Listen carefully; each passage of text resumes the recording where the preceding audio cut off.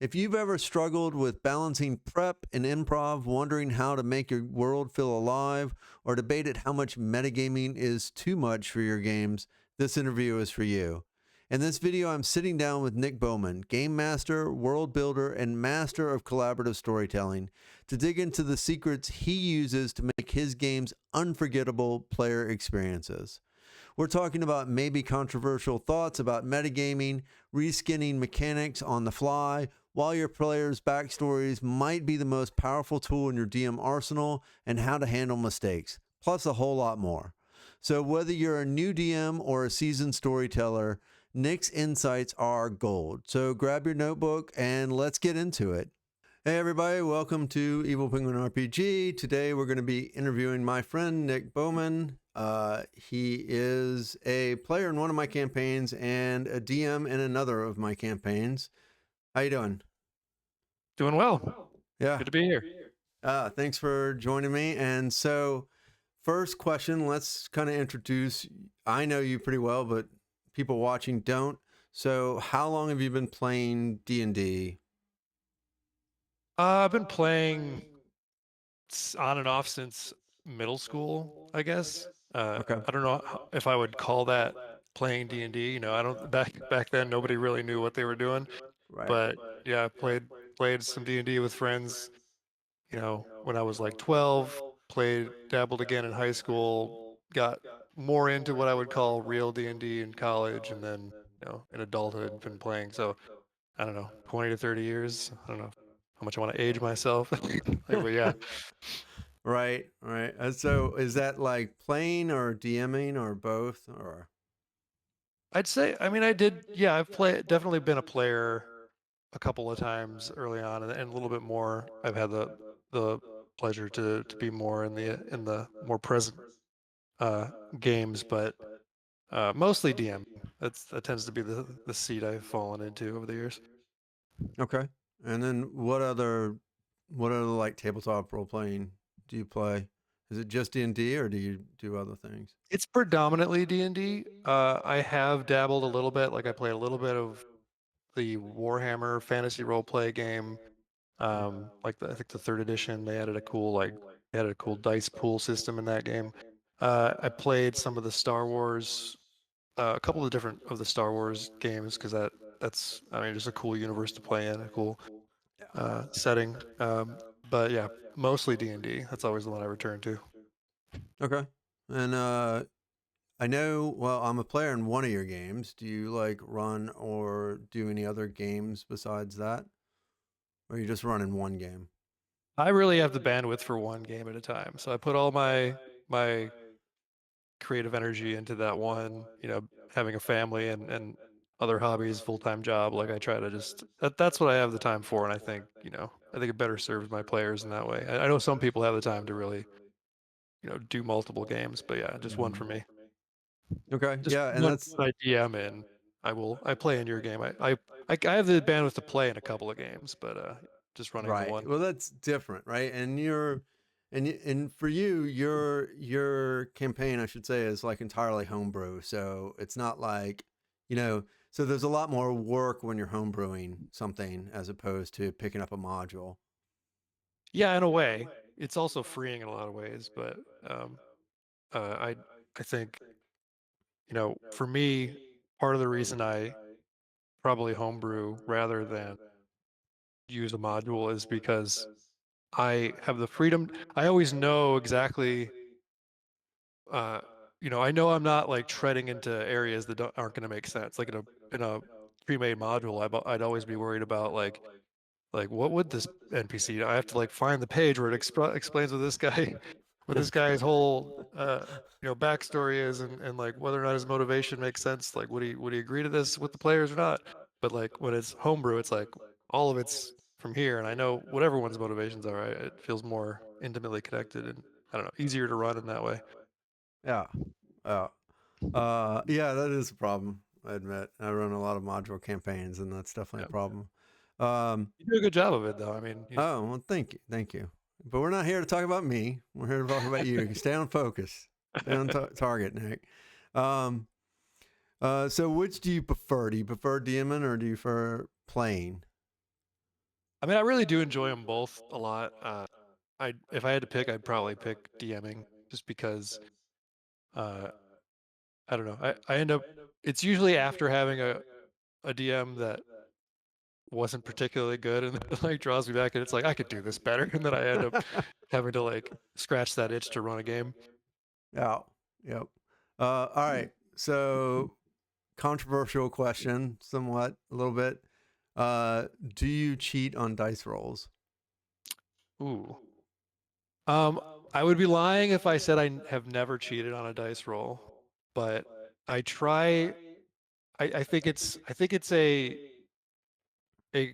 resource to be used very lightly. You know, I think where I'm comfortable cheating rolls is very occasionally in like usually like a combat scenario where you know as a DM you're constantly sort of putting together scenarios that never really get a chance to be play tested, right? You're putting together Right. even if you're not using custom monsters, you know, putting that aside, that particular combination of environment and monsters and everything. So it's not. I just don't think it's necessarily fair for like maybe a TPK to happen because you designed an encounter poorly. You know, for that sort of an Right. example. So Right. there's been occasions where I've rationalized it as I'm tweaking the design of my you know encounter on the fly. And there's actually ways, you know, I'll do that also in ways where it doesn't involve actually fudging the dice to accomplish that. Like you can actually like in real time, like I was planning on having these three other monsters come in, but you know what? Right. And just Party's not, they getting didn't pretty show up. hammered. They don't Yeah. need that. Yeah. Yeah. Right. But what I do think is I do think it's very important for players to feel that there are real stakes and it's not just all Mm-hmm. like nonsense. So I've been doing this even more a lot lately where I will tell the players what the DC is for things, like what the difficulty challenge rating is for a role up front, so that they know, you know, that I'm not fudging that, right? Like whatever they roll, they know what their target number is, and I feel like Right. that really lends legitimacy to what they're doing. You know, they know that, hey, this is like this could really go in either direction, and however it goes, we are going to go down that path together. Right. Right. Yeah. I've had definitely. I mean, just as a DM, sometimes you when you set something up, you think it's balanced, and then for whatever reason, when you start playing the combat scenario, especially with combat, you realize, oh, this is badly badly balanced, and Yeah. yeah, this is over anticipated how much these players would be able to take this out, you know. So Yeah. Exactly. yeah. Um, yeah, I definitely feel like sometimes maybe you have to, you know, just to not get a TPK. But yeah, for other things, yeah, I agree. It should be used very sparingly. Yeah. Um, what is your favorite part of a role playing game? Like, why do you enjoy role playing? I think it's just the fact that no other game lets you kind of it's no other game is this open-ended, right? Like, I mean, video games, the only options, even the most open world games, they're limited by what was programmed into them. And, you Mm-hmm. know, having a game where really the limits are your own imagination, like especially as a player, like you can just go in a direction that you know the DM didn't have planned. Like you can come up with really like truly outside the box solutions to problems. Like I think that's the big appeal to me. Yeah. It's not could, it's when. It's, you know, it's not would they do it, it's when they'll do it. The Yeah. players will go in that direction that you haven't planned. Oh, So, they'll throw you a loop for sure. oh, definitely. Yeah. So, what's the one piece of advice you would give DMs then? Uh, I think I think you know D&D can be a lot of different things. It's like a very malleable game where it means different things to different people. Like some people are just coming in for like a beer and pretzels, very casual type of game. Other people really want to get into the collaborative storytelling elements and really, you know, tell like a story that could be very dramatic and very like get really deep into the role playing and like or political intrigue or whatever it is, it can be it like, it's funny to think about all the different sort of games that are under the umbrella of D&D and role playing games. So, as far as advice, I would say make sure you're finding players who want to play the same kind of game you play. I think a lot of people just sort Yeah. of skip over that and make assumptions that like D&D means the same thing to different people. Mm-hmm. And I think that's a mistake. I think it's very important to find people and talk to them, like see if they're the right fit. It's like, you know, Yeah. not too far off from a job interview. You want to make sure you're finding the right team to, you know, play the same game, like be on the same page of what you're trying to accomplish. Yeah, 100%. Yeah. Do a session 0 and talk to them even before the session 0 and kind of feel them out, see where they're at, like what their expectations are. So, Yeah. what about if you had to give a piece of advice to players? What would it Well, the same advice applies, but that's boring. So I'll think of something be? else. I think I think as far as when I think about a player, a lot of it's about building characters. Like, so I would say when you're making a character, don't don't think about what makes that character interesting. Mm-hmm. That is not based on their race or their class or anything like that. I think a lot of, especially newer players, they'll just sort of think, okay, I want to play the bard or I'm going to be a wizard, and like they let that kind of like color like most of the identity of that character. And my advice would be like, think about what makes your character interesting separate from all of that. Like think Mm. about something like what's their have think of an interesting like something that would just make a character compelling in a novel that has nothing to do with like their generic uh you know background or profession or whatever it is. I mean, archetypes are important. Like it's nice to have things like wizard. Like one of the reasons I like D&D so much is because there's all this shared frame of reference for like, your generic fantasy world. Like it's good to have those baseline things and archetypes like wizards and bards. But like, yeah, I think going into it with like what makes this character interesting that's not like one of these sort of crutches. Right. Yeah, that's really good advice. I mean, yeah. Uh, I've told players before to think of um, like they want to be a bard or a fighter or a wizard. Like, why did your character want to do that? Like, why did your character choose that as a profession? Yeah, Like, instead of exactly. having the profession define the character, their character existed before they chose that profession. So why? You know? Yeah, and like those things don't even have to necessarily be professions. Like I think Yeah. people think of things like wizards and bards as professions, but like you can play a bard and in the game, in the universe of the game, like they would never refer to themselves as a bard. Same with a wizard, same with any of the classes. Like Right. I can't remember the last time I played a character that would have referred to themselves in game as the class that they were. Yeah. I mean, it's kind of weird if like the fighter's going around, I'm a fighter, you Right, know? right. It's Yeah, like, some will make more sense than other. Like often like wizard, I think in a lot of worlds it does make sense, but also yeah. like yeah, I mean Yeah. there's I lots could of see like ways. I'm the mad wizard or whatever, but it's like, yeah, no, it's like, I'm a fighter. Like, I'm going to, yeah. Just like, I like to hit things. That's Yeah, that kind of, one's a little less of a that's probably the least professional yeah. profession. I don't know. People probably wouldn't also call themselves a rogue, a Yeah. thief maybe. Yeah. Yeah. Yeah. Yeah. Yeah. Like I don't steal. I redistribute or whatever. Um, Exactly. what do you have like a favorite moment from a game? Oh, I mean, favorites are tough. Yeah. Uh I mean the one that comes to mind, I mean there's the moment that, you know, I made a player cry, in a good way. Okay. But Yeah. uh but that's see, this is the problem I run into because like, it happens with my wife all the time where I'm like, "Oh, this the coolest thing happened, but for you to appreciate it, I have to explain to you the rise and fall of the Drakari Empire." Like, like I can't give you the context where you or your audience can appreciate that. So, Right. I mean, I guess more recently, I guess an easier example would be in my game, like that you were a part of the little Mm. cart heist you guys pulled off. I Yeah. think that Yeah. was of recent moments, that was a favorite of mine Okay. because I just think it. Um, I feel like just everybody like really got engaged with it and really like thought of creative ways of how they could pull it off. You guys are basically trying to steal something back from a an armored wagon that was moving.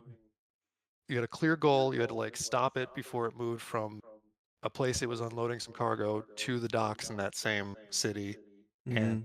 you know, it played out like a really nice little mini heist that in that example, I think there was a couple of moments of good tension because I gave the DC of what it would be to for the character who got inside the cart to Yeah. break the lock and things like that, and like when they were able to just barely pass the rolls and all that. And I don't know. I think felt like everybody was engaged with that, and I think it.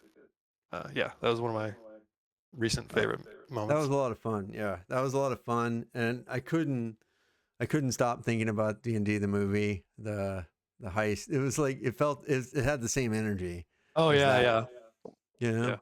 I really And like that movie. That movie did not get the the praise it deserved. that Um, movie was excellent. It was. I was. I mean, when I went into it, I was so nervous about a D&D movie. Like how there's so many ways that can go horribly bad. And yeah. I was very pleasantly surprised by that movie. It was a lot of great D&D moments, and I was like, "Oh yeah." I just wish So, it did better. I get disheartened when like those movies don't do great at the box office, and then like mm, the Minecraft movie is the biggest movie ever. And yeah, so right. what are you Yeah, gonna do? I don't know. I mean, I don't know. Hopefully they do another one. I mean, I'd like to see it, but that was a really good example of finally a good D&D movie, and we've had like a lot of bad examples. So, Yeah. um, so let's get more specific now with stuff. So, what when I say the term collaborative storytelling, what does that mean to you? Well, for me, you know, when I put a campaign together, I don't really have like a plot in mind. I usually approach things more from like a world building standpoint and Okay. like, broad themes and like setting and and I really do kind of let whatever the players kind of resonate with inform where the story goes. Okay. So yeah, I mean, to me that's really the key. I mean, and like it's not necessarily the right thing for everybody, but I think that's the way I've tended to DM games, and what I enjoy about it is like really telling the stories of the PCs, and like it Right. doesn't feel like I'm sacrificing anything doing that. It feels like my a lot of my reward comes from like I think fulfilling the fantasies of my players. So like Yeah. I don't know, I think that's the way I approach it. And I think that's the way it should be as a DM. You should, like as a DM, you should definitely take a lot of satisfaction when your players are happy with how the story's coming out. So, Yeah. or, or it's hitting an emotional chord, I should say. Maybe they're not happy about it, but it's hitting the emotional chord, Yeah, you know? it's resonating, right? Right. Like they care about it because you've made something informed by what they told you they cared about. So Right. Right. So how do you kind of set that up with players? Like, do you use like backstories? Do you get really invested in backstories? Do you like how do you get them involved in the world in that way?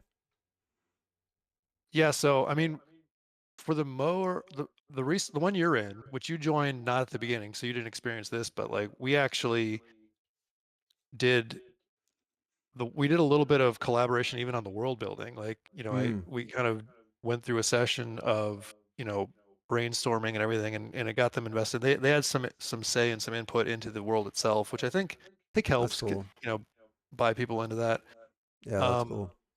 and but yeah, certainly backstory matters a lot. There'll be a little bit of back and forth, so that we can get on the same page of like, they have certain ideas. I can help kind of steer those in directions of because they might have a broad idea of like what kind of a backstory they want, and I can fill in some of those details that fit into the world, right? Because they're coming in Mm-hmm. with not knowing all those things, and then like, yeah, here's something to help flesh that out, and like, does this sound good to you? Like, you could come from this city because that would fit. This is like, the city that's all about, you know, maybe if they want to be a thief, this is the city that has like the predominant thieves guild, and like you could have this backstory with this guild leader, and that kind of stuff, that back and forth. Yeah, yeah. And we'll get into that a little bit when we talk about reskinning, because that was what we did with my character, sort of, in developing the character's backstory. But so when the players are at your table, like, let's talk about metagaming, right? Like, metagaming is sort of a topic that we've both experienced. Uh, in my game, we had a player who was like really, really hardcore anti metagaming for a while. Yeah, Like anything said was like, don't metagame, and it's like, I feel like it's almost unavoidable a little bit, yeah, just because you're a human being, things like, it's just, and it's impossible to talk in your character's voice for the entire time, I feel. But like, uh, how do you feel about metagaming in general? so maybe, I don't know if I have a hot take or not, but I do think metagaming is a very interesting topic, especially because I was at the table you're talking about with that player, and I almost think that metagaming, to me, gets conflated with table talk, right? Yeah. Because like, for to me, what metagaming is using knowledge that character wouldn't have, like using player knowledge over character knowledge to determine what that character would do. That's metagaming, and I generally think that is not good. Like, it Right. generally it's better, it's good to avoid that. But um, that player in particular like seemed to treat, like, they would call anything metagaming that was like table talk, that was like sort of discussing, like, what I remember is, a player, a character would be in a situation kind of off on their own talking to somebody, and then if another player like reminded them about something, they'd be like, "You're not there." It would be like they'd really shut you down, because it's like Right. that, to them, that was metagaming, right? And I don't, like, everyone's entitled to their opinion, Yeah. but I think, if the goal is uh that the character and their knowledge is best represented, sometimes like that player doesn't remember everything that character would remember, right? Like, Right. there are long, like, sometimes months go by between, like, the last time you as a player are in the mind of your character, Yeah. and that character, that stuff that the character should remember happened like yesterday to the character, right? And so I Right. don't think there's any problem. I think it should be encouraged for like the table to sort of be collaborative, and like help each other remember things Right. that their character would remember, right? So, I think if we're calling that metagaming, I think there's such a thing as good metagaming, where you're Yeah. you're kind of helping each other represent what that, because it's hard to keep everything that's in this like imaginary reality straight, and like helping each other out with that, I think, is a good thing. Yeah, yeah. I mean, that's a very good point. And like, see, I wouldn't call that metagaming either, really. Like, or if it is metagaming, yeah, I agree with you. It's good metagaming. Like, I mean, I tend to shut it down when it starts to get like, it's like you wouldn't be there to help this character make this decision or something like that. Like, Right, and I think to that player's like point, I think that's probably the concern. Like, I don't think we got to that point where it was a problem, but like, you don't want to take away that player's agency, right? Because like, right. at the end of the day, it's their character, and Mm-hmm. you shouldn't be like helping them pilot them. You should be like, We, it doesn't hurt to help give some information that you think that their character would have remembered. But yeah, I think that's the slippery right. slope. Yeah, it is. And I mean, I think it's you have to take it as a case by case basis. It's not like there is no blanket sort of, this is bad or whatever. But yeah, I mean, it's like, I want to encourage my players to make their own decisions for their own characters, and not necessarily be influenced by the party who's not even there at the time, you know? In another instance where I would similar where I would tend to shut that down and I take kind of a harsh, like a hard line on is um, sort of discussing tactics like for long periods of time in the middle of combat. You Yeah. know, it's like around to 6 seconds. You don't have you have to make decisions on your own, whether it good or bad. Yeah, I'm kind of lenient on that stuff, but I agree. Like, there's got to be a limit to it. Like, um, it it's interesting because like at that point it becomes like there is an aspect of D&D that is like tabletop, like it's like a simulation game, in the combat, and how much of that should be, taking tactical advice or not. I don't know. At some point, if the players seem to be okay with it, I'll go with it. But like we were saying, we don't want if there's a player who's like maybe not as upfront with how they feel about it. You just don't want someone to get bullied into like of being taken over by like a tactician at the table, right? You don't want Right. that. That's I think Right. the main thing you want to avoid. Yeah, that would definitely be bad. I mean, like it's such a fine line too because it's like, okay, you do have 6 seconds. You can like the way I look at it is like you can do basic sort of thing. You didn't do call outs, right? Like I got this guy. You got, you take the right, I got the left or whatever. That stuff you can totally do. It's like, and when like I run into it a lot as a player when my character needs to be in a certain position on the battlefield, right?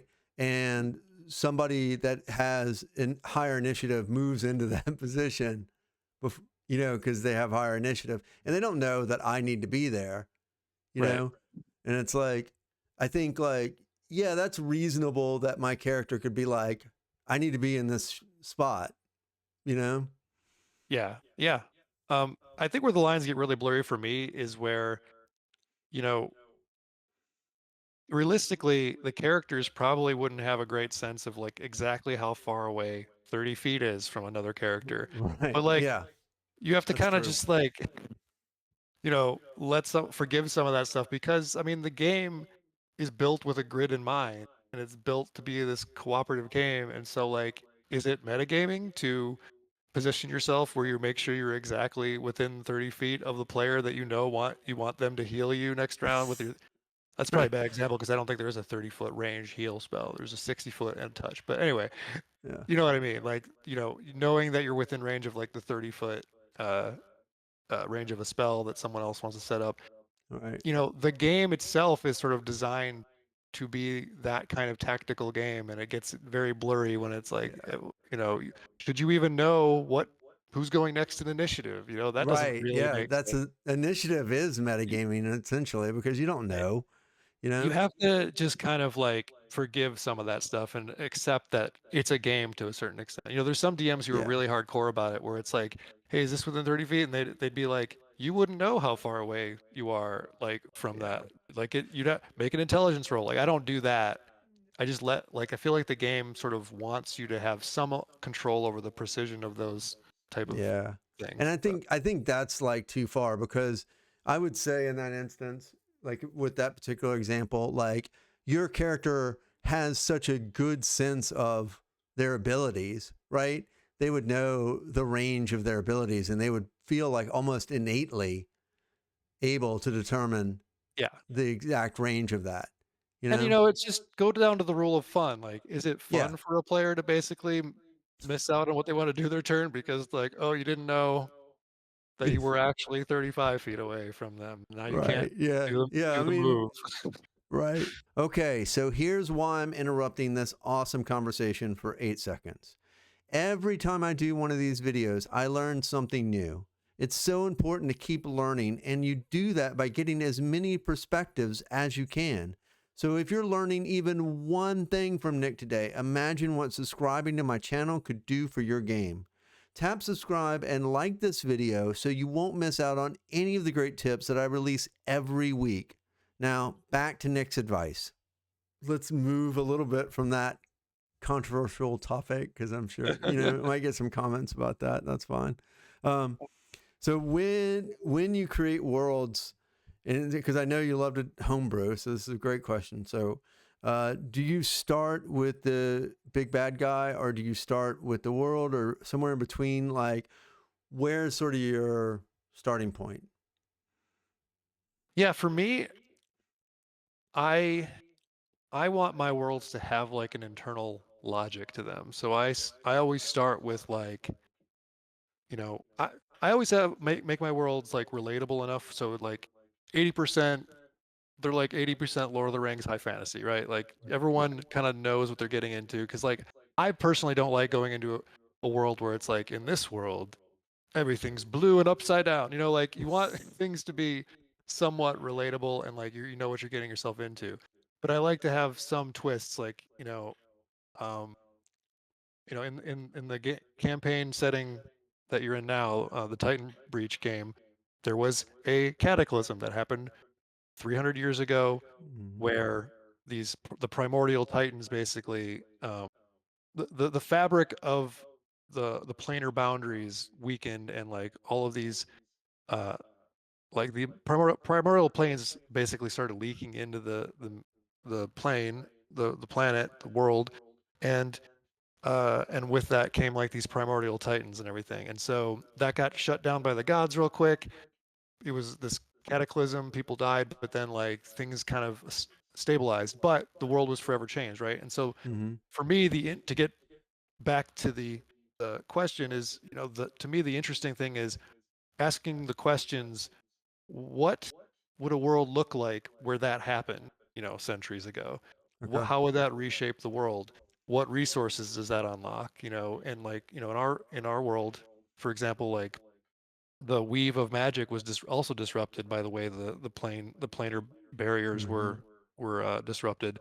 And so, and instead what took the place of that is, this very valuable mineral substance called heartstone, which is mined from one place, which is the gargantuan heart of a slumbering earth primordial that is like now, taking up the coastline of the planet. And like, that informs like the power structure to some degree, because like the Voltir is the flying city that is the capital and like is has power because it's like geographically located right above that, and like, the government kind of controls Hearthstone, and it's a very valuable commodity. And so like to me that's the stuff that really gets, that scratches that sort of itch for me. Like I like a world that like you kind of, it makes it so that like the choices that you make to flesh out your world are just less arbitrary, because there's always like some reasons you can put behind, like, okay, in a world where all that was true,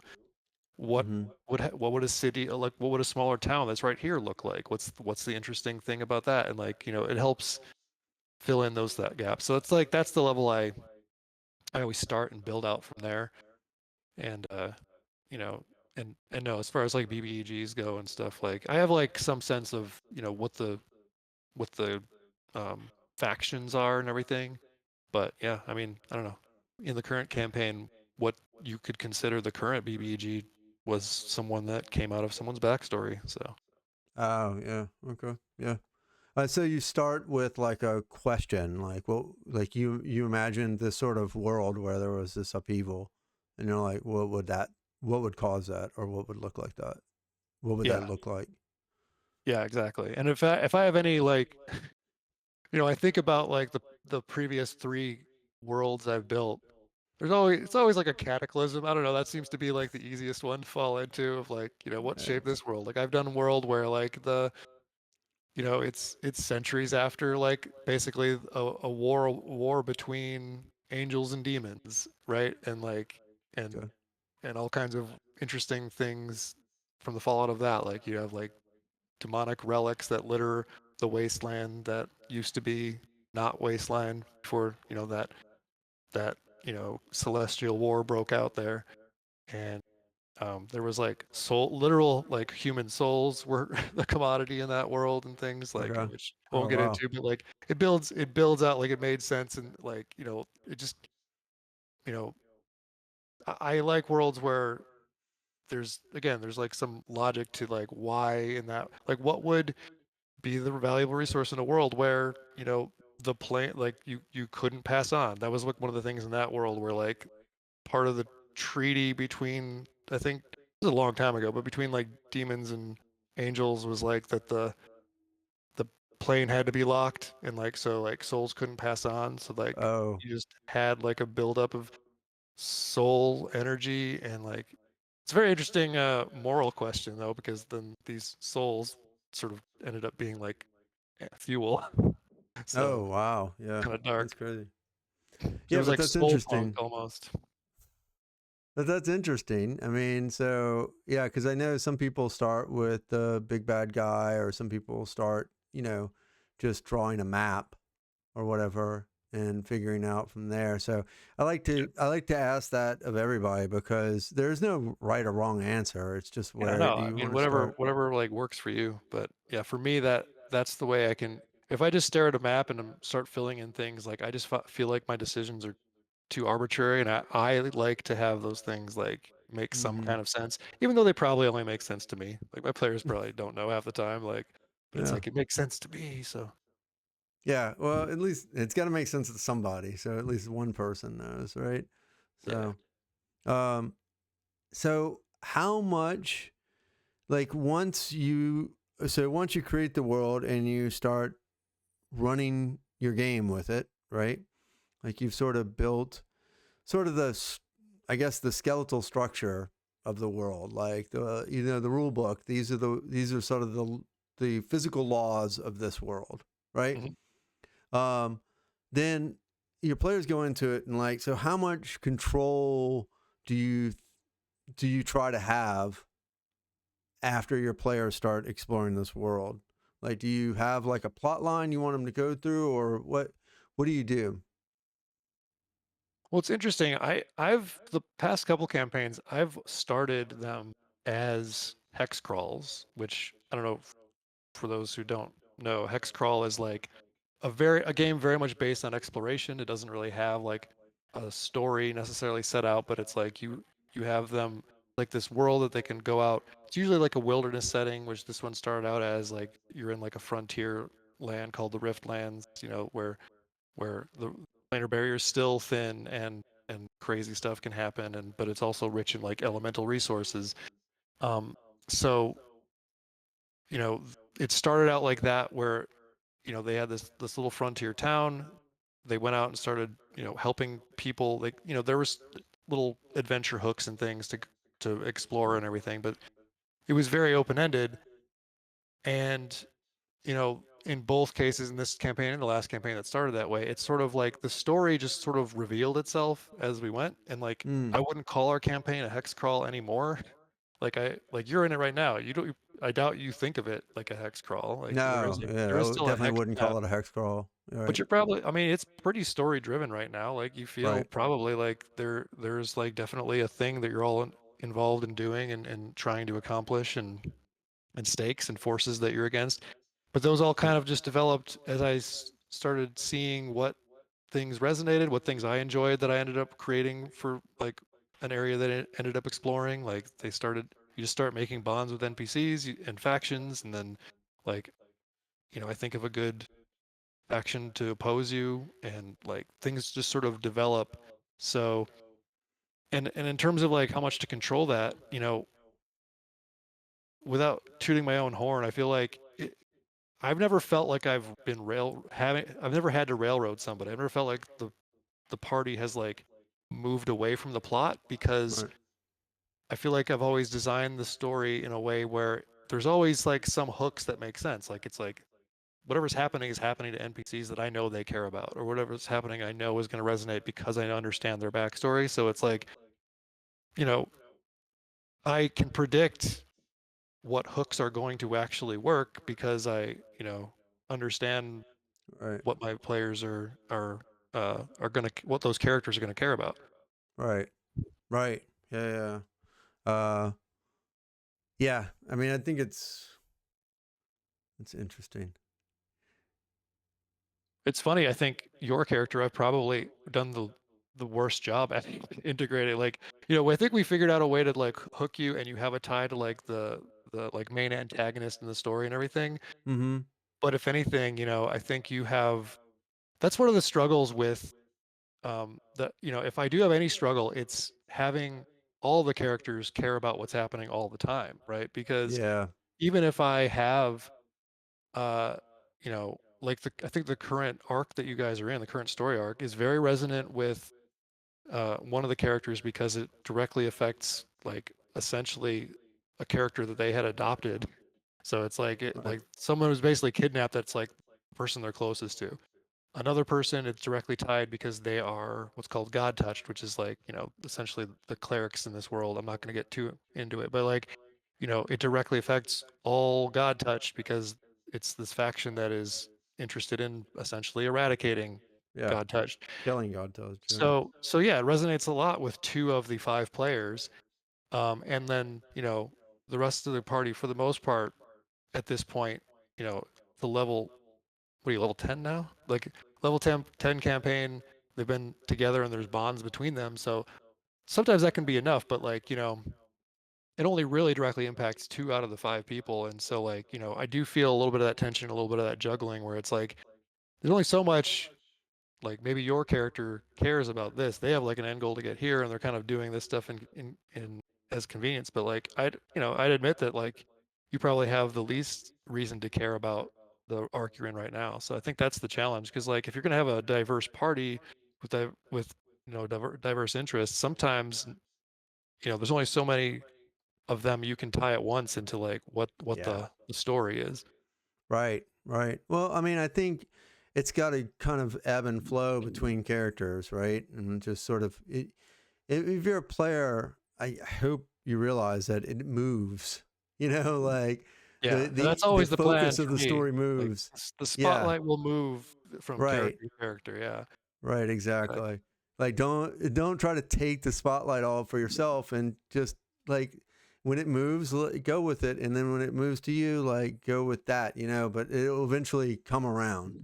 So, Yeah, and yeah. hopefully along the way, I can still find ways to make that arc resonate with everyone, even if there isn't as direct of a tie. Right. Right. Wow.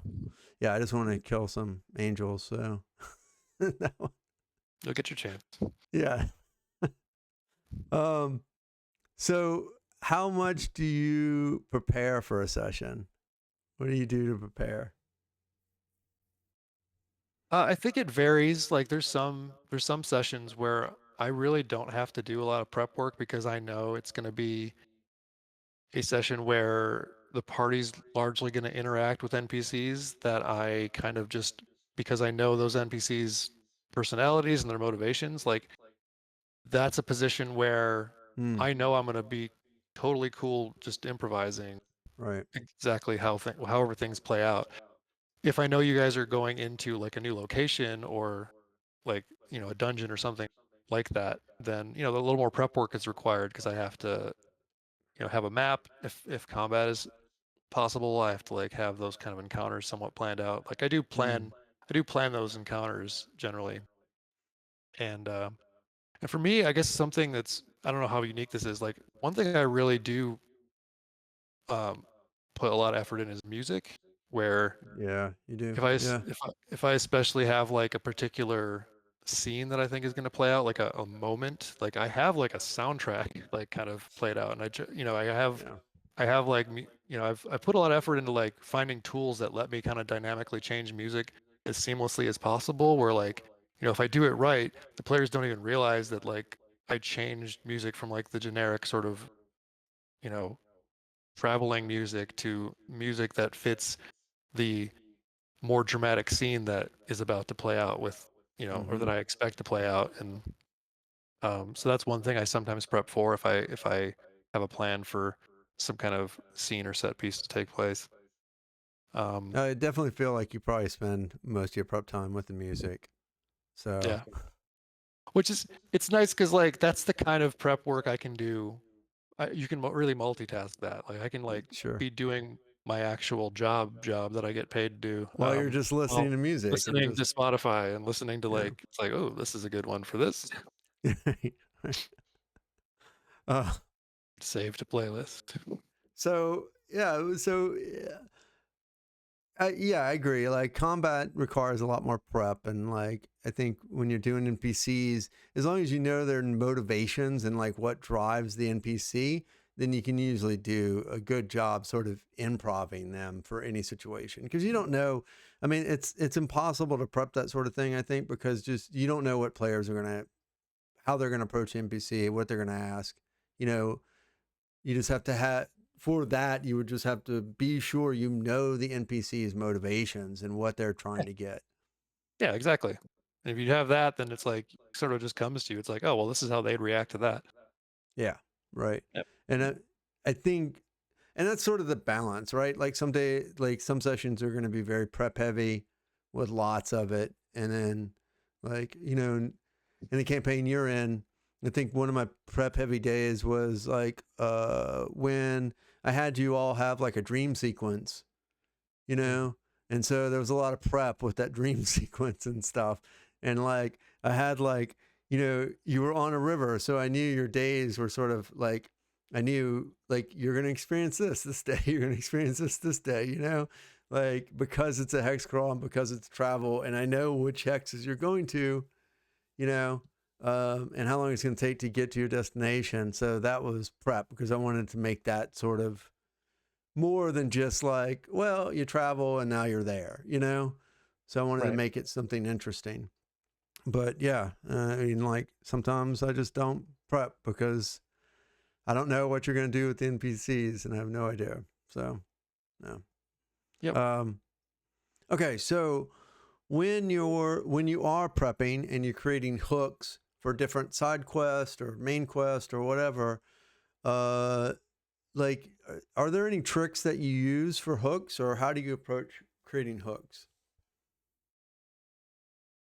Yeah, I think it's it sort of touches on something I mentioned already, which is just sort of understanding the character's motivations, like, you know, working together in in character creation, knowing what they care about, knowing what NPCs they care about. So like to me, I usually go in pretty confident that like a hook's not going to fail because you know, I think like Mm, generally like compared to that's another place where I think I have an advantage when I'm like homebrewing something because often in a pre-made adventure, these hooks are going to be like by necessity somewhat generic right, because they don't know what the players or the characters are going to be, and they have to right, be hopefully something that these somewhat generic fantasy heroes are going to be interested in pursuing. But like, you know, when I do a hook, it's usually like, again, it's like, well, this is uh this character's sister, and so I know if the sister gets like in trouble with the faction or something, like they're going to want to help. So right. you know, that's usually I feel like it's easy mode. Yeah, I mean, that's, I guess it's a great advantage to homebrewing is that you can sort of do that and there. You don't have to try to pigeonhole a generic sort of hook and get the players to care about it. You can Yeah. more finely craft your hooks. I think some of that might develop in like a module over time if like the PCs like get close to some of the NPCs or something. But yeah, Sure. I do think there is an advantage um to I find it a lot easier at least in like a homebrew setting. Sure. Sure. And so I wanted to talk about like in the homebrew setting, this sort of comes up because like reskinning creatures, right? Like and making them fit your sort of world. Like so and I said we'd talk about this earlier. This is a good time to bring this up.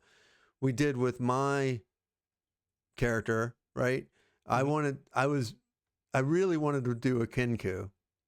Really wanted to Yeah. do a Oh Kinku. yeah, this is a great example of reskinning. But it wasn't, but you were like Kinkus don't really, it wouldn't fit in my world. It's not really a thing.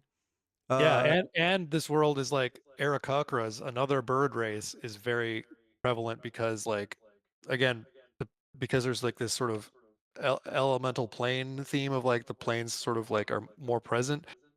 A lot of the denizens of the elemental airplane are there, so like Aarakocra, or like there's a larger population of them from the sure. that plane. So like so it would be in my mind just kind of weird to have like another type of bird race sort of, eh, and I just didn't have a place for Kenku in the world. So yeah, Right. like Wait, before we dive into Nick's thoughts on reskinning techniques, quick question.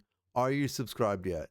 Because here's the thing, I'm releasing new videos every week full of tons of tips from my 40 years of tabletop role playing experience. I even made a video on my take on how to reskin, reimagine creatures, items, and more. You can actually find that video right here. So hit that subscribe button now so YouTube actually shows you those videos.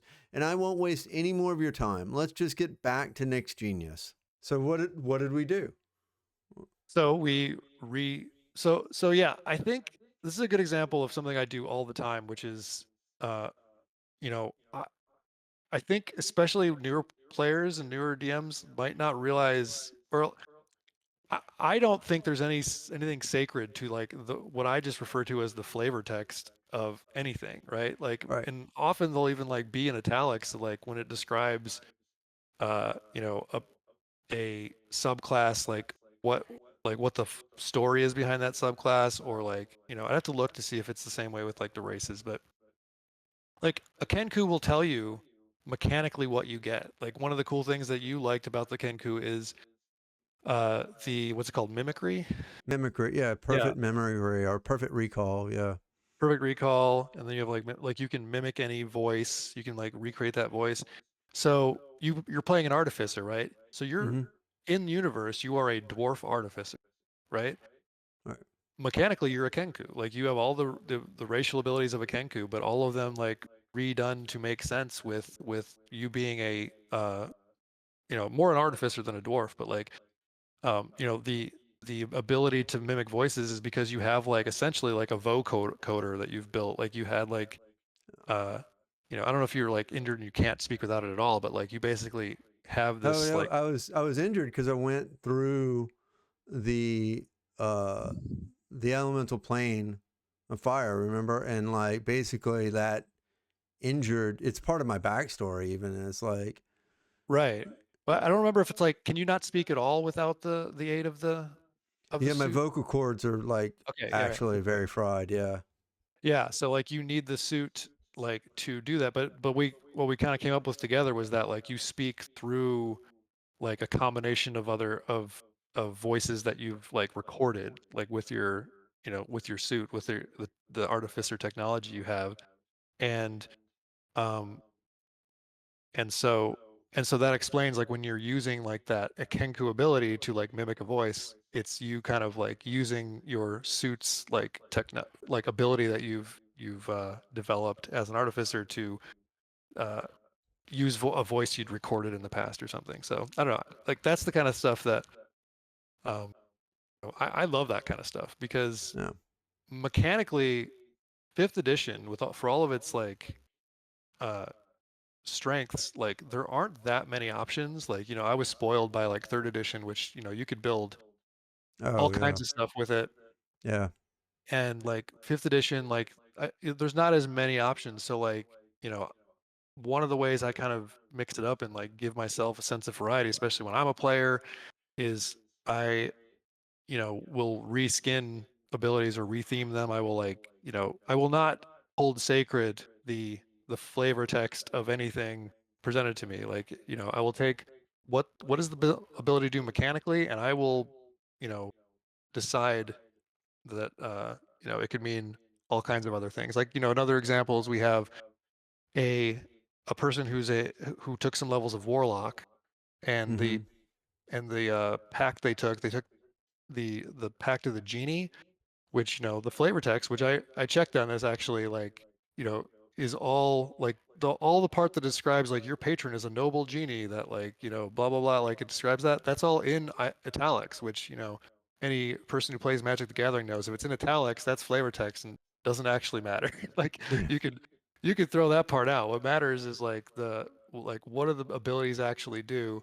And so we rethemed it to he formed a bond with one of the active primordials called the Tempest in the Riftlands, and like that was actually a pretty cool moment too, where he like formed this bond and had this little like trial to earn the powers granted to him by the Tempest. But like if you look at it on paper, like he chose the Jinn path of the genie, and they're all like air and elemental air related abilities.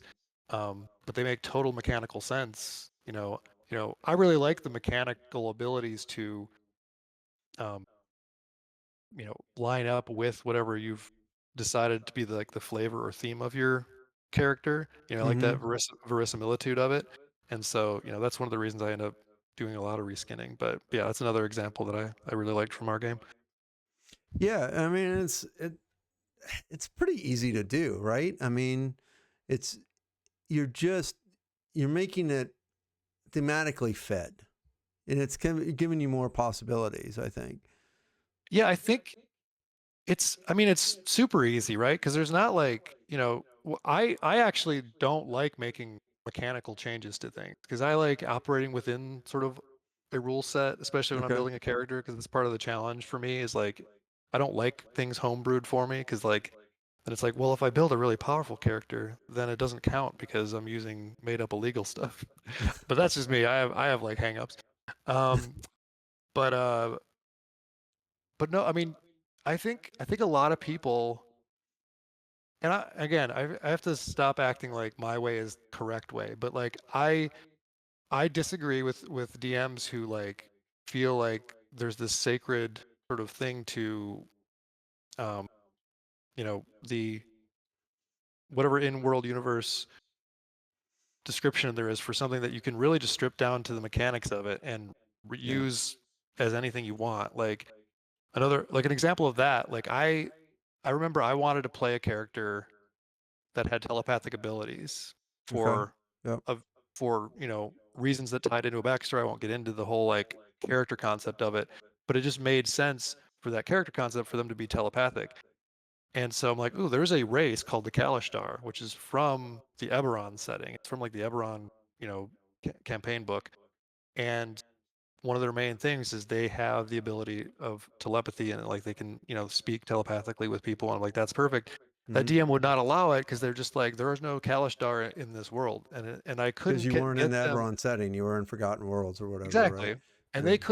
I couldn't get them to see eye to eye with me with the idea that's like, yeah, I know, they're not a Kalishtar here. Like, don't worry, like, forget about that part. Just like, Right. I don't want you to change anything mechanically. I don't feel like I'm cheating. So it's just funny, like, there are some people who just, really don't see they see those things as interconnected, like completely Yeah. intertwined and you can't pull them apart, which, that's the respect, you can have that opinion. I don't agree with that opinion though. Like Well, and I I get that untangle the opinion flavor a all little the time. bit.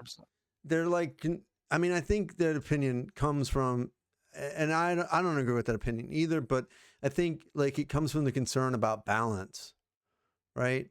And like it's somehow they're going to unbalance something with with the world or whatever. And it's just like, you're not really, I mean, there are definitely ways you can unbalance things. Like if you're redesigning a creature, you can very easily unbalance things like horribly. Yeah, well, like I said, I'm not But looking to change anything mechanically. Like, I right, don't see right. how balance even comes into it unless you think that like the designers of like, we're playing in a Forgotten Realms game and like they very specifically designed it with no Eberron races in mind. Like, I don't think D&D is game balance tested to that level. Like, No, I don't think especially so. and like, if we're talking about homebrew, forget about it. Like, what are we playing here? There's no balance issues. Like, there's balance Right. issues that's you know already prevalent in like 100 other ways because we're all just like making stuff up. Yeah. So I mean, yeah. Like I am definitely a fan of like sort of doing things for flavor, and having, and I think it's interesting too. I think it brings it, like I like it to do it with creatures a lot. Like uh if I need a frost giant somewhere, whatever, like, but they're not in they're not in Icedale, they're not in a snow world. Like it's like, why can't I have a frost giant here and just call it something else? Like, why not? Yeah. I mean, I've definitely done that with monsters too. Yeah, I've taken something that like just has the right feel of a creature, but Mhm. might have been like a humanoid, and like it made more sense in this context for it to be like pack beast. I don't know, like something different than what it was, but Yeah, mechanically, like basically all of the things I wanted were there, and just needed to change it slightly. sure. But so let me ask you this now: do you just stick to flavor, or do you get into mechanical changes too? Like I know you don't, and I don't approve of mechanical changes with characters, right? Like because I think that has been tested a lot for balance. I feel, Mhm. right? But Right. creatures, I think, I personally, I'm fine making mechanical changes to creatures, but Yeah, not no, that's a everybody good is. distinction. That's a good distinction to make. Yeah, I actually am. I will like I homebrew and adjust. I don't usually start from scratch, but yeah, I certainly have creatures like the devil you guys just fought, for example, was like kind of a homebrew um, Mm. monster that you guys fought. Like, yeah, I will definitely create uh, creatures that I've altered in some ways.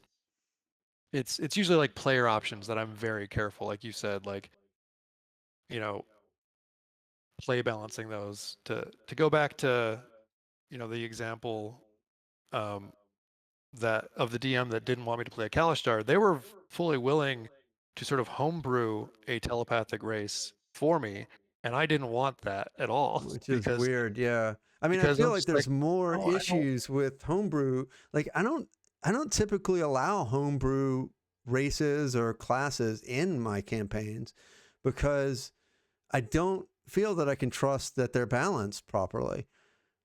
Yeah, So, yeah, like and it like he when he showed it to me, like it put me in a very awkward position. It was like I don't think this is very well designed. Like it was probably too powerful, and it was just like I don't want this. Again, I for my sensibilities, I don't want you to hand me any like I don't want any handouts when it comes to mechanical things, right?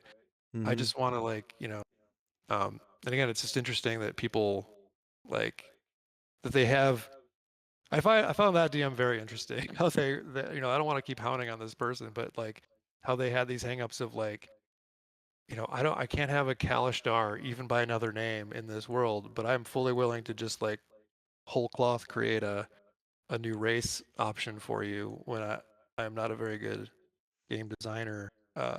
He wouldn't say that about himself probably, but um, well, yeah, yeah, I mean, we would, but yeah, that's a very interesting take, like something that has yeah, been play tested by others versus something for balance versus something that you homebrew and you've never play tested for balance. So, yeah. I think you have to be yeah. just very cautious with when you tweak that kind of stuff. And again, on the monster side of things, I think you're a little more free because there's so many variables when you're creating Yeah. an encounter, like the environment and like Yeah.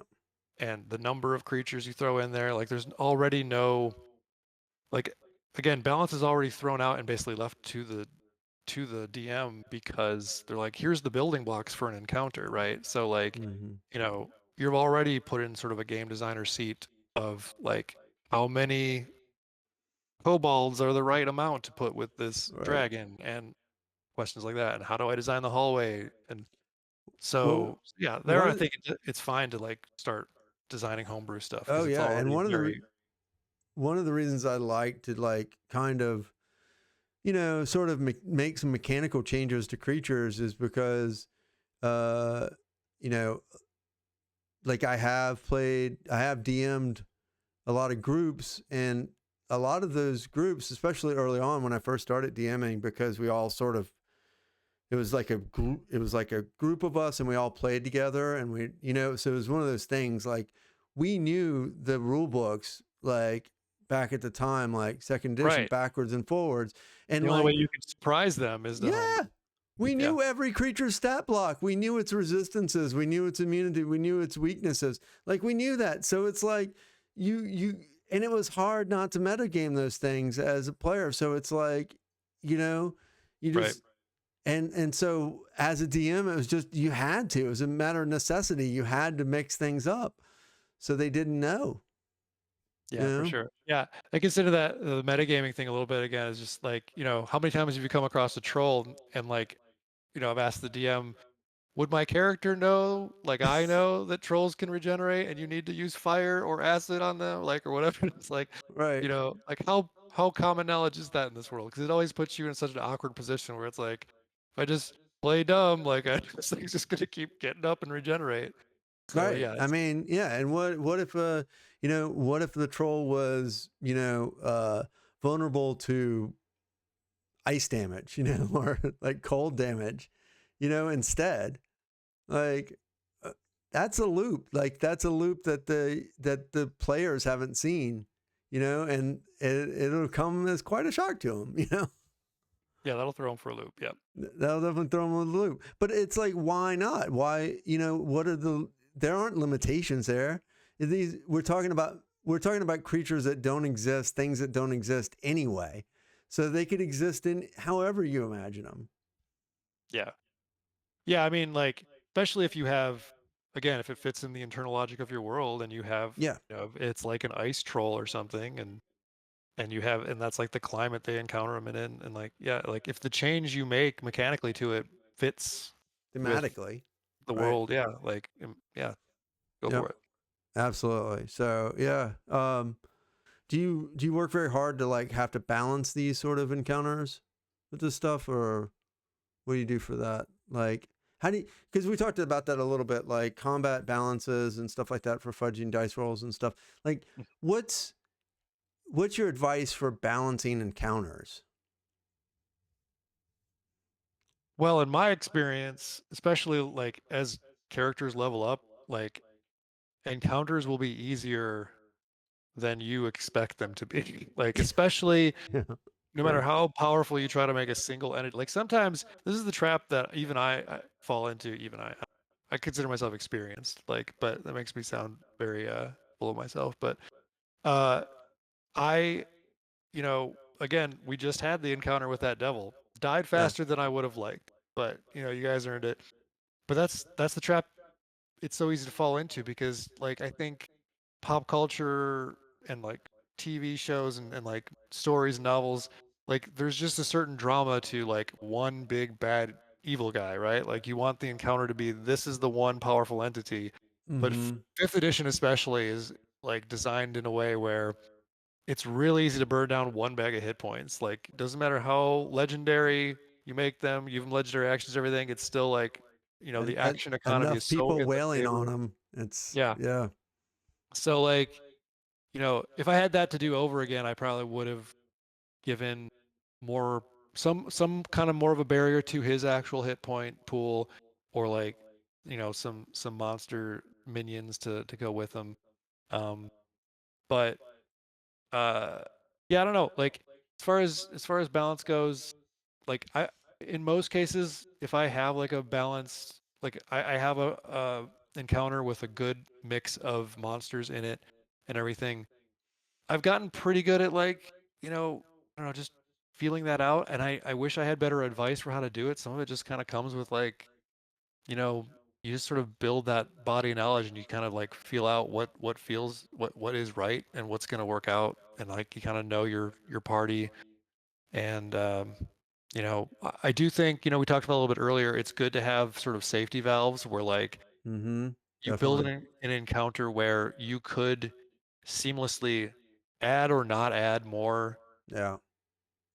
like either more ads or more or adjust the difficulty in some other way where like it's sort of seamless to the players. Like, Mm-hmm. there's a couple different ways to do that. Um and this is again, it kind of gets into the sort of fudging dice thing. Like the players don't know how many hit points something has. There's Right. little True. things like that you can make. True. Um, I don't like to do that too much though because like it feels like it's taking away someone who built their character around like critical like maximizing critical hits or something, and that's part of what brings them joy is like being effective. And I feel like I'm stealth taking that away from them when it's like, well, I'm going to counteract your crit with just adding 30 more Hit hit points points. onto Yeah. them. Yeah. So like I don't try to do that a lot, but I don't know. You have to be just be aware of like the pros and cons of doing that kind of stuff, which is Yeah. You know, I you know, I think for single creature encounters like the devil, like you mentioned, it's very hard. Balancing is very rough. It's very hard, and it's hard to get that just to nail it, like just to nail it perfectly, right? Um, for for encounters that involve lots of enemies, I find it much easier, uh, because it's just easier to sort of feel the situation out. Like I'm thinking now of the siege on Camp Vengeance that you mm, had, and in your campaign. in Yeah. my campaign, yeah, and it was like there was like I had basically like tokens all in. I had like Man, reserves of I tokens and was stuff. so stressed out, which kind of speaks to it being well designed. Because like, yeah, I was just actually gonna say, like, I think the ideal situation is that combat ends when like half the party is down. Like if it's especially if it's gonna be like a climactic like big battle, right? Hmm. Like that you win, but it feels like you barely won. Like that's the Barely, yeah, best victory. Like as a DM, that's what I think what you always want to aim for. Not for every combat necessarily, because some combat should be easier, but like for every like big battle, like we want this to be like a big climactic encounter. Like yeah. really, I felt that way. Like when you fought the Green Dragon in my game, like that one, I came out feeling good about because that was similar. Where I think like three members of the party were like at 0 hit points when that you Yeah, finally that took was them very down. climactic, and we almost toasted. Yeah, Like, yeah, I remember coming out of that feeling like, whew, like, whew. yeah, And I but yeah, think like y'all had that. the same thing when you came out of my siege of Camp Vengeance, Yeah, you Camp know? Vengeance was really I think I look back on that as like a really exciting time because in the moment I was just like, David, what are you doing to us? Like, how do you think we're gonna survive this? And but like we pulled it out, but it felt like we had to really use our resources to the full extent of them, and yeah, somehow Yeah. we gritted our way through it. Yeah, I'll tell you, I did like, I did do some tweaking in the encounter of like the number of enemies, right? Or like like sort of the enemies that I put out at a specific time, right? And Mm, like, and that helped that I was having waves of enemies, right? So I could sort of fill it out and like judge and kind of come to a new judgment after each wave, which really helped, right? yeah, But I didn't fudge dice rolls at all for that, you know? Like I just kind of let it go. Uh, yeah, and I knew I wanted to end climactically with the big zombie T-Rex because I wanted that to be like the thing coming out. Like just yeah. imagine that. Like Well, I remember it felt like we were all it already felt like we were at a disadvantage, and I was like, I don't know if this is a winnable battle. Before the undead T-Rex spouting zombies out of its maw came mm-hmm. rushing out of the woods, and I was like, okay, well now we're definitely screwed. But again, like I don't know, somehow we pulled it out, and like it was very uh nail biting, which again that's what you want. Yeah, yeah, no, that was good. I was happy with that, but like I said, it's just easier to do when you have more enemies and like you can set yourself up for success with counterbalancing it, Yeah, and you can sort of, and there are ways that you can make it so you can kind of judge balancing like round by round, you yeah. know? Yeah, like you said, in that encounter, like when I was saying about like valves, like safety valves or things you can tweak to either up or lower the difficulty, that I think your Camp Vengeance encounter is a perfect example of that because you're surrounded by jungle, you don't know what's left in the jungle. Right, You can choose to despawn certain things in the jungle uh right. or add a couple more. Yeah. So Yeah. Uh uh so like what I know you use Incarnate to do your maps. Like do you use any other tools sort of in your DM bag of tricks there? yeah, so Incarnate um is the map making one I use, which, yeah, I really enjoy that because what's nice about it is you have access um to like existing maps that you Mm-hmm. can just like load in and edit. Like, and that's kind of what, I almost brought this up when you asked me about like prepping for a session. Like, I often will not start from scratch with a map. I'll start with one that's like Right. 80% of what I Oh need, and then yeah. I will add the specific stuff to it. That's a You really know, big tip. Yeah. That saves a yeah, lot of time. yeah, for sure. But like outside of Incarnate, you know, it's interesting. Like most of the games I play now are online. Like the one IDM is online, and that Mm. kind of gives you access to certain tools that it would be not as easy to use outside. Like again, like to get back to music, um, there is. Mm. I use Spotify, but I use it in conjunction with let's see, what am I using? It's called Kenku FM, which Kenku. Yep. is yeah, there you go. Shout out to Kenku's. But yeah, Kenku FM is like you can add it as a bot to Discord, which again, I think most people who play D&D online probably use Discord as their voice channel. And you could probably use it in other ways, but like It's much but better. Kenku is like a great tool in that it lets you control, like it lets you bring in outside music sources, lets you like control like your Spotify playlists in the voice channel of Discord. And so that's what I use to like control my music. And it like over I used, I think Jockey, whatever it was called, Jockey something before Yeah. that. That was the previous one. Yeah. You had Jockey for a while, or Jocko, or whatever it was. I think it's Yeah. Jockey something, but like it was another like Discord compatible bot thing, but it all had text commands, and like that one I had to like while I was trying to DM and do everything else, had to like remember these like slash commands in Discord to like pause music or like change playlists or like do all these different things, and it was much more cumbersome to manipulate and much harder to like split my brain. Whereas like now, like Kenku is great because it basically just gives you the same kind of interface you can control like the way you would in like Spotify or any music app, and like and you can even control like the volume. Like one of the Mm. sneaky little tricks that I use and love, because there's not like any official thing I can find for like fading in and out between tracks, and sometimes when you want smooth musical transitions, I will literally grab the little volume bar and just like slowly drag it down to like fade a thing out, and and that's how I'll like switch music like more Oh, okay. seamlessly, and then I'll like Yeah. fade the music back in when I've switched it. And like I generally think, the players aren't noticing that at all, but like it's like now I'm in the playlist for the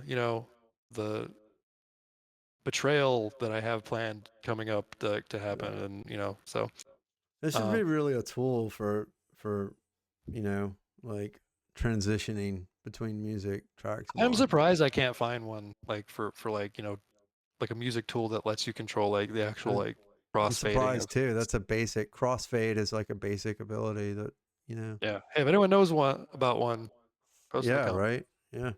Um Um. but yeah, I think that's all that, as far as like tools, that's the one I think I have like maybe a good tip on, but I think that's about it. I use Discord. We use Roll20, Mm-hmm. Discord, um, Yep. Incarnate for maps, and like yeah, I use Spotify with Kenku FM, and that's my bag of tricks, I suppose, out Yeah. of Roll20's. I've recently started using Incarnate for a couple maps. Just to play around with it. It's pretty good. I like it. Yeah. I like It's Dungeon really Alchemist intuitive. It's too. really easy to use. Like I'm lazy in a lot of Right. ways. Some of these Yeah. tools I think are like more impressive with the tools, but they like you have to like spend more time meticulously crafting them, and I just find you get more bang for your buck and like for the time you spend with it with Mm-hmm. Incarnate, and I can usually Well, get out a pretty decent looking map yeah, in if you remember, time. because I was asking you about that because I was trying to do a map in Dungeon Draft and I was having a hard time. Uh, it was just like, it seemed like I would have to like kind of watch a bunch of YouTube videos for hours and to do like, what I just wanted to do a basic map. I didn't even want to do anything super complex. So it was just like, oh man, there's got to be a better way for this. I just don't have Yeah. time for this, you know? And what was the other one you were using? You were like, was it Forge or something, or Dungeon Alchemist is the Dungeon other one I Alchemist? use. That's the ones I There's use mostly for the game you play in that I DM on the virtual tabletop setup we have. Like, yeah, I like Dungeon Alchemist, the maps, because you can add movement and stuff like that to the maps really easily, and they feel more like they're more photorealistic, I guess, than incarnate or something like that. Yeah, and they look really nice, and like, yeah, you can have animations and stuff. So yeah, but I mean, I don't think there's not a right or wrong answer. It's just about preference and what you feel comfortable with. So, Yeah, but okay, getting to the end. So I want to ask you, like, as a DM, we make mistakes. We I don't know what you're mess talking about. up encounters sometimes. We make mistakes with our lore. That's a big one. Like it's definitely a big one with me where I have problems with lore sometimes, especially in a pre-written campaign. Um, what do you do? How do you address that? How do you address mistakes? First off, I always homebrew so that I am the arbiter of everything and can't possibly be wrong. Um, Okay. but no, like I mean, more seriously, I mean, not that that's not true. Uh, I mean, it is kind of true. sometimes that will happen where I misremember something, right? Like, just some logistics thing of like how many days something was ago, or like, this NPC did this thing, not that one. I don't know, something like that. Sometimes it's just the right move to just admit your mistake, Mm, you know, uh, I think we've sort of backtracked a little bit in retcon. Like I will have said something an NPC said, and then they'd be like, "Wait, why would he? Isn't he in this place?" Like, "Oh, right, he's gone. Like he shouldn't be here." I don't, I can't remember the exact, but it'd be little things like that.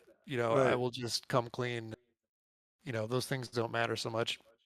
I do think it is, even as innocuous as that sounds, I do think like that does come at a cost, and you want to sort of limit how Mm, often you're like uh revealing like behind the curtain that you really have no idea what you're doing and there's nothing but duct tape and hamster wheels and things, right? Like you are right. creating an illusion for the players, right? And so I think you're familiar with Conan O'Brien, right? I just thought of Oh yeah. something.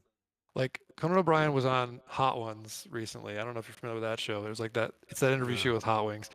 But he said this really profound thing where he was talking about like, doing a talk show or entertainment, but he was saying like the worst thing a guest can do on his talk show is like if the interview is going okay, like sometimes the guest will like turn to the audience and be like, this really isn't going well. Like they'll kind of like admit that it's bombing or whatever. And nothing deflates the audience and takes Oh, the wind out of their sails than right. like sort of admitting to them that it's not going well. And I Like think that validating their feelings. yeah, So or like maybe they weren't even feeling that way. Maybe they were feeling right. like they were actually into it, and then now they're like just being told, "Well, you shouldn't be enjoying this, Oh so yeah. don't."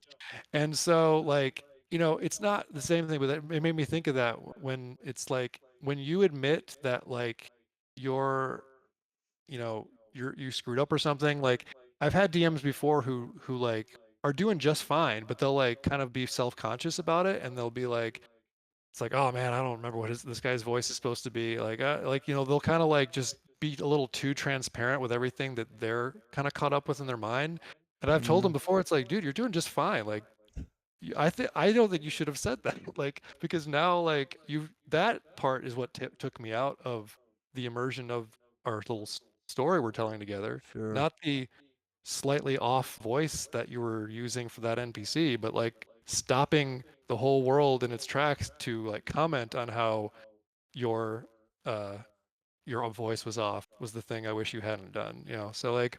So just to say like sometimes it's right to admit your mistakes when it's like it's clearly just a factual error in like what happened. But other times I think it is kind of smart to like, you know, the things that you as a DM are self-conscious of, just like keep a poker face. Like you are maintaining some illusion of a world and keep an immersion going. So There is a degree of fake it till you make it sort of thing with DMing, I feel. Like if it's a you're con not game, and you gotta if have confidence. yeah, it is Con because stands if for you're confidence. not confident and if that comes across, your players are not going to be confident in the story in Yeah, their role in that story.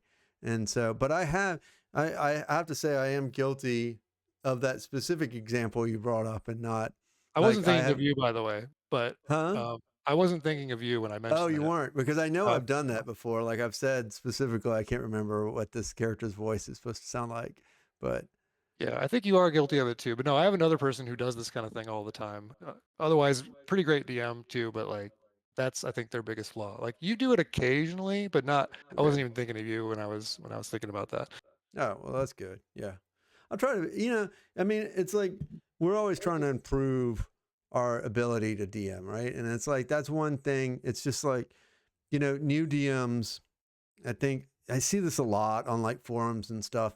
New DMs get so nervous about like making a mistake or something like that, or, not having players enjoying the game that like they just can't possibly enjoy it themselves.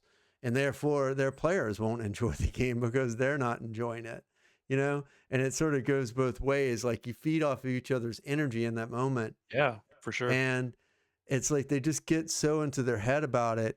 And my biggest advice is just sort of just go with it, just do it and just know that you're going to make mistakes. And like as you get more experience, you're going to make less and less mistakes. But then you're going to make different ones down the line, you're just going to make, like weirder ones. And there's so like nobody can be expected to be like, have a photographic memory of the entire core rule books of Sure. everything, I mean, it's just, you're going to make mistakes with that. And so just kind of relax about it. But I get it. I mean, it's very nerve wracking when you're new to DMing to do that.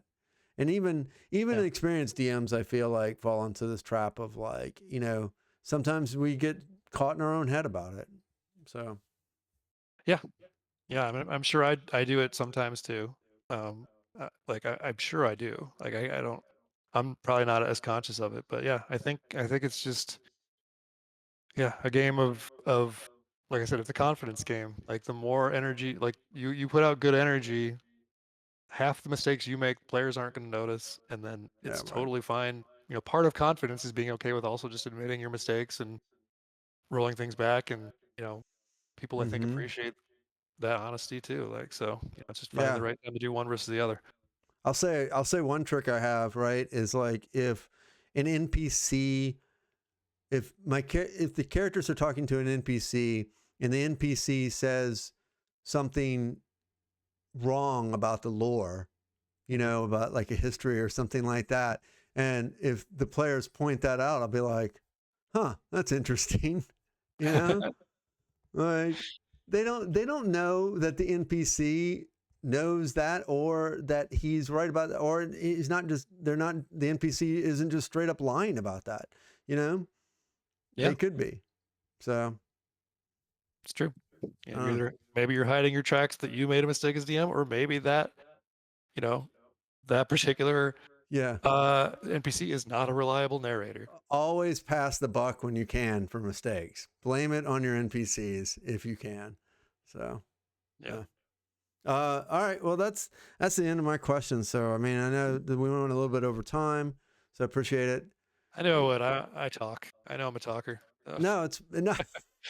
I think I wrote too many questions. I didn't balance this encounter correctly with my number of questions. Oh man, you see, you could have like left some of those questions in the jungle. I could have, but I wanted to ask all the questions I had. I wanted to ask, so it's like I didn't know which one to sacrifice, so I just couldn't do it. Uh, but how do people get in touch with you if they want to get in touch with you? I think on Blue Sky is probably the easiest way. I couldn't tell you what it is though. Like it's so complicated. I'll I put don't. the I'll put the link down Yeah, in the description. yeah. So Put my Blue Sky handle, whatever it's called, in the thing. Yeah, I'd be happy if anyone wants to reach out that wants to chat about D&D or games and stuff. Like, I'd love to connect. great, yeah, that's perfect. And I really appreciate your time, Nick. Yeah, and if only you could get me to do Magic the Gathering, probably be perfect. So Oh, then I'd be on cloud nine. Yeah, I'm gonna pull you in, ruin you financially. you will, you'll wreck Yep. me totally financially with that. Oh man! All right. All Well, right, this well, is a lot of fun. So, thanks a lot, Nick. I really yeah. appreciate it.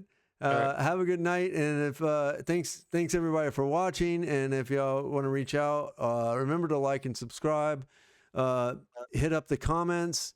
Nick if anybody asks in comments, I'm sure you can answer questions in the comment section as well.